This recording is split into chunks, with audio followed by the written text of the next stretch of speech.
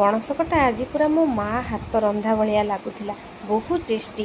पणस कटा को प्रथमे काटिकी धोई टिके लुण हलदी दे टिके सिझेदेली तापर अल्प टिके तेल दे ताकू टिके भल से नाली नाली करी भाजिकी रखिली। तापर आलू भाजी रखिली।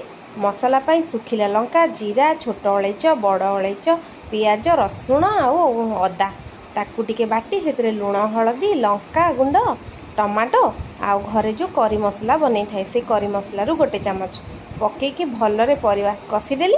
परिवा कषा हो गला पर गरम पानी देकी सिझिबा छाड़ीदेली। पानी रे भल से सिझीगला टिके सिम रे छाड़ीदेली।